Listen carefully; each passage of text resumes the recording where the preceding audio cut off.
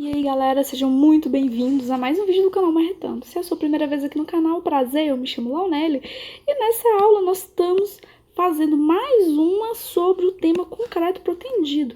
Então se você sempre quis aprender sobre esse tema, assista todos esses vídeos porque eu tô dando um curso 100% gratuito sobre o assunto, tudo bem?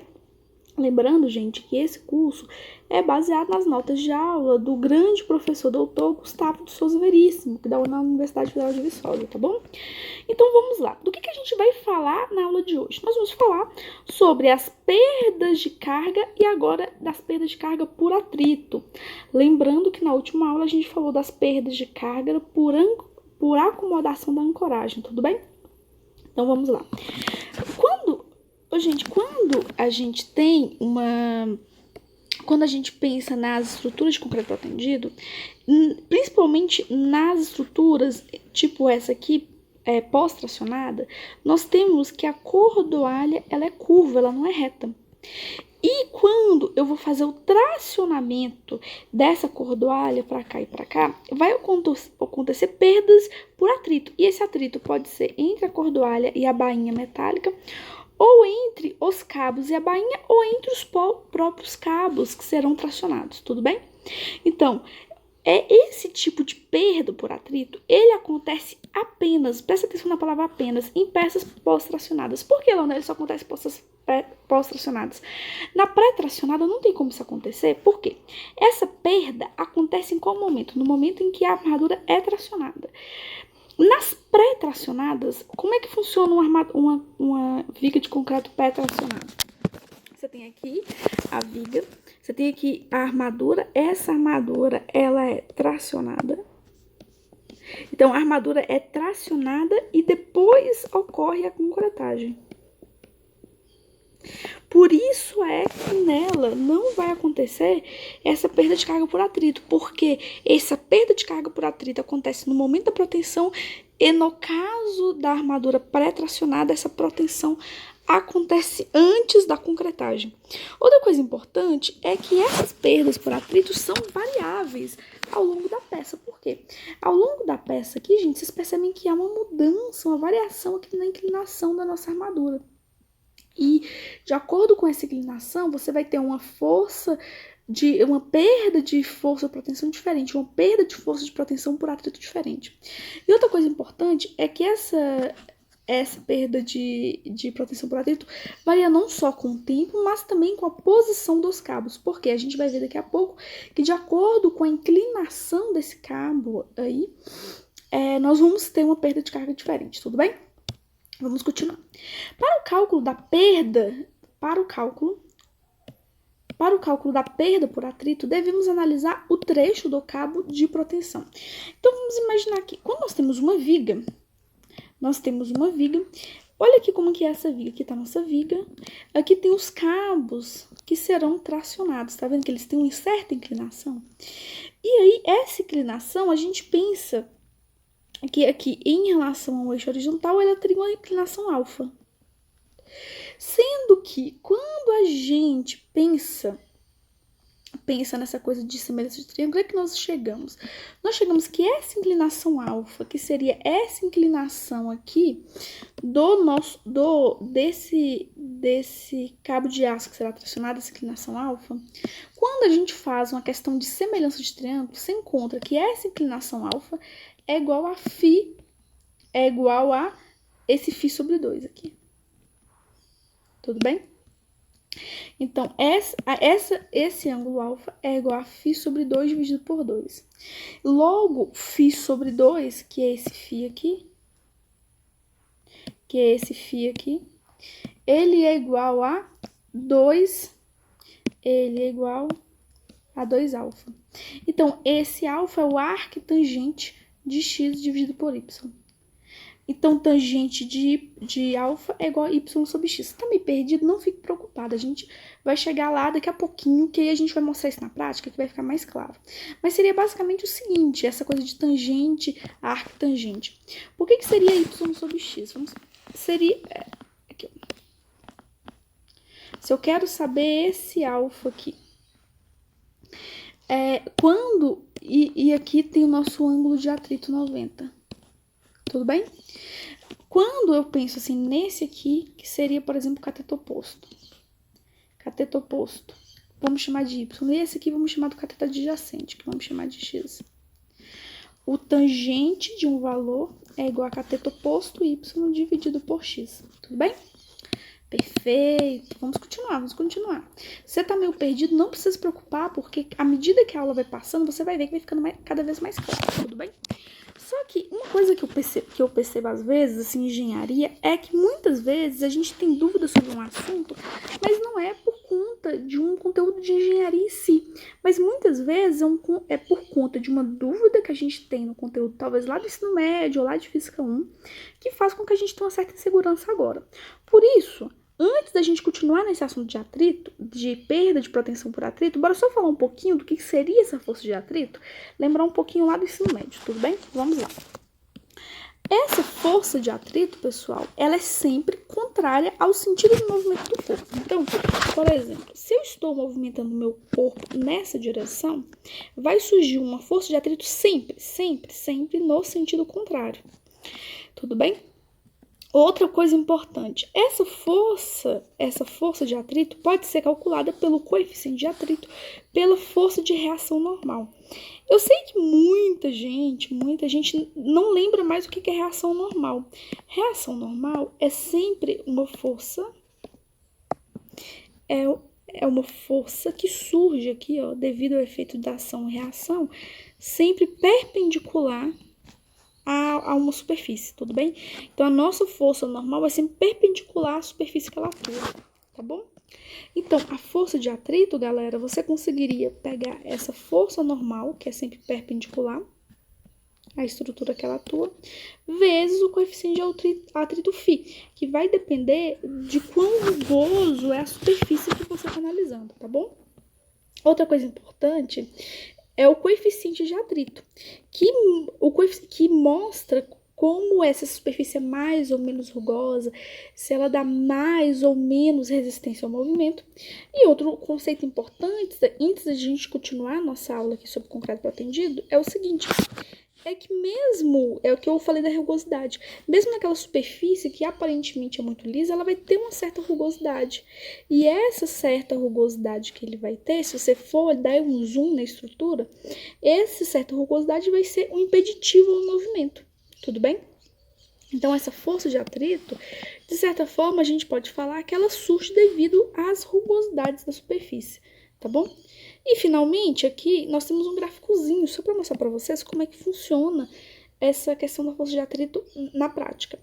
A força de atrito, ela é sempre proporcional à força normal que você está apertando aquela superfície. Então, vamos supor, se eu estou aumentando a força normal que eu aplico na superfície, eu também vou aumentando aqui, ó, na mesma proporção, a força de atrito. Então, você vê que até um certo ponto, a força de atrito, ela é proporcional à força normal atuante. Quando a gente chega em um certo ponto, que é o ponto de iminência do movimento, a gente para dessa região onde a nossa superfície está parada e vai para uma região de movimento. E a partir de então, a força de atrito fica constante, tá bom? Ótimo. Então, dito isso, quando a gente pensa em força de atrito, a gente tem que pensar em duas coisas muito importantes, que seria essa força normal e esse coeficiente de atrito. Então, vamos agora falar desse coeficiente, que seria o coeficiente de atrito, e daqui a pouco a gente tenta arranjar uma forma de encontrar essa força normal, tá bom? Então, vamos lá. Aqui tem uma representação, mais ou menos, mostrando como é que acontece aqui o atrito, esse atrito pode acontecer durante o alongamento desse aço ou durante o escorregamento desse aço. E aí, o que a gente tem? A gente tem o seguinte, e aqui nós temos o valor de φ, que está relacionado à superfície atuante. Então, você percebe, gente, que dependendo de qual superfície que você vai analisar, você vai ter um coeficiente de atrito diferente, tudo bem? E aqui um detalhe, né, que você mostra que as cordoalhas, os cabos de aço, entrando aqui na nossa cordoalha, e você percebe que, muito obviamente, vai acontecer um atrito entre esses cabos e essa superfície. E esse atrito vai resultar em uma perda na força de proteção, tá bom? Agora, Mas quando a gente fala em atrito, gente, tem outra coisa que a gente deve considerar também.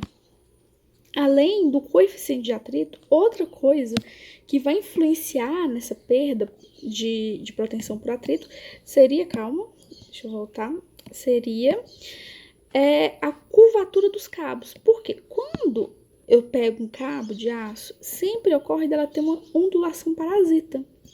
Essa ondulação parasita vai depender do processo de fabricação desse cabo e pode ser especificado de forma aproximada pelo fabricante. E quanto maior essa ondulação parasita, maior vai ser a perda de carga, né? Porque isso vai resultar em uma resistência à movimentação desse cabo por dentro da cordoalha. Então, esse coeficiente K, ele tem o objetivo de realmente indicar qual seria essa perda provocada por essas curvaturas. E aí, na falta de dados experimentais, adota-se o valor de 0,01 do coeficiente de atrito. Outra fonte dessa informação é a tabela 8 a seguir. Então, aqui, gente, nós temos uma tabela 8 que mostra mais ou menos um valor K aproximado, que está relacionado a essa ondulação parasita do cabo, relacionado ao φ, que é o coeficiente de atrito. Tudo bem? Finalmente, agora que a gente já fez esse apanhado geral sobre o conteúdo, já fez um resumão, bora ver mais ou menos como isso funcionaria na prática, tá bom? O nosso objetivo inicial vai ser encontrar agora esse ângulo alfa aqui. Nós temos que encontrar esse ângulo alfa para encontrar daqui a pouco a força normal. Então, para a gente encontrar esse ângulo alfa, bora aqui analisar a nossa viga protendida. Nós temos aqui o cabo que a gente vai chamar de 1, 2 e 3. Esse cabo 3, ele está a uma distância de 30 em relação à extremidade. Esse outro está a uma distância de 50. E, finalmente, esse último está a uma distância aqui de 70 em relação à extremidade. E, obviamente, em relação ao eixo horizontal, cada um desses aqui vai ter um ângulo diferente. Esse aqui vai ter esse ângulo e, finalmente, o último vai ter um ângulo que a gente pode dizer mais ou menos assim. Tudo bem? Então, você percebe que cada um desses cabos de proteção, 1, 2 e 3, vai ter um ângulo de saída diferente, né? E aí, pensando nesse ângulo de saída, nós temos que encontrar esse ângulo para facilitar as nossas contas. Na verdade, nem é para facilitar, é para permitir as nossas contas. Como é que a gente vai fazer isso?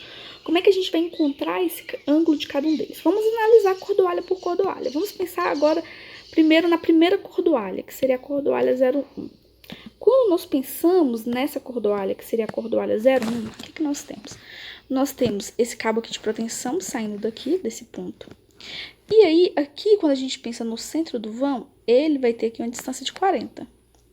E aqui nós vamos ter 1000. Por que 1000? 1000 centímetros. Porque a gente já viu, gente, lá no início da nossa aula, que essa viga, ela é uma viga de 20 metros. 20 metros. Sendo que 20 metros é a mesma coisa que 2000 centímetros. Então, essa parte, uma parte vai ter 1000 e outra parte vai ter 1000 centímetros, tá bom? Então, aqui nós temos 1000 centímetros e aqui 40. Então, a gente, para encontrar esse ângulo alfa aqui, vai ser 40, que é o cateto oposto, sobre 1000. Agora, quando a gente pensa aqui na cordoalha 2, o método de análise vai ser o mesmo. Nossa cordoalha 2 sai aqui, sai ali daquele ponto. E aí, nessa cordoalha 2, só um minuto, que eu acabei de perceber aqui que a gente fez um desenhozinho um pouquinho errado. Só um minuto. Pessoal, continuando, agora que eu já corrigi o desenho, quando a gente pensa aqui na cordoalha 2, o que nós teríamos? Para encontrar esse ângulo, o ângulo seria cateto oposto, que é 30, dividido pela base, que é 1000. E, finalmente, em relação à cordoalha 3, o processo de análise seria o mesmo. Em relação à cordoalha 3, nós teríamos isso aqui, que é 20, olha, 20, sobre cateto adjacente, que é 1000. Tudo bem? Ótimo. Então, agora que a gente já fez isso, nós podemos determinar aqui, a partir dessa tabelinha, o valor de cada um dos alfas. Nós vamos fazer a análise aqui. Nós vamos fazer a análise por cabo 1, 2 e 3. Todos eles, a gente está analisando apenas metade da viga, então todos eles vai ter um x igual a 1000. Só que aí o y do cabo 1 é 40, 30 e 20, da forma que eu mostrei aqui nesses desenhos. Fazendo isso, gente, nós podemos dividir um pelo outro, nós vamos encontrar a tangente de alfa, que vai ser 0,04, 0,03, 0,02. E também podemos encontrar o valor de alfa, que vai ser o arctangente disso aí, que vai ser 0,04, 0,03, 0,02. E aí, finalmente, 2 alfa vai ser, multiplica por 2, 0,08, 0,06, 0,04, tá bom? Ótimo. Então, agora, finalmente, nós vamos aplicar a última fórmula. Sendo que essa última fórmula vai depender do coeficiente de atrito e do valor de K, que tá relacionado a essa... qual o nome que eu dei aqui? Esqueci exatamente a expressão. Está relacionado a essa ondulação parasita do cabo. Em relação a essa ondulação parasita, nós vamos ver ΔPx, que vai ser o P1, que é a força de proteção inicial do cabo, que vai ser 1 menos E, que está elevado a menos esse que está relacionado ao coeficiente de rugosidade, alfa, mais Kx, tá bom? E aí, fazendo essa substituição aqui por meio dessa tabela, eu substituí aqui a força de proteção inicial, que inicialmente a gente tem a mesma força de proteção para todos os cabos.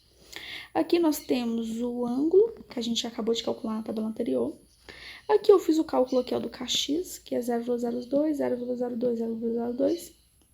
Aqui a gente encontrou qual foi essa perda de proteção para cada um dos cabos, que a gente conseguiu ver claramente que não é igual para eles, todos. E aí a gente fez uma relação ΔP sobre essa força de proteção inicial. E aí nós conseguimos encontrar qual que seria a perda de proteção para cada um dessas cordoalhas. 3,54 para a cordoalha 1, 3,15 para a cordoalha 2, 2,76 para a cordoalha 3, tudo bem?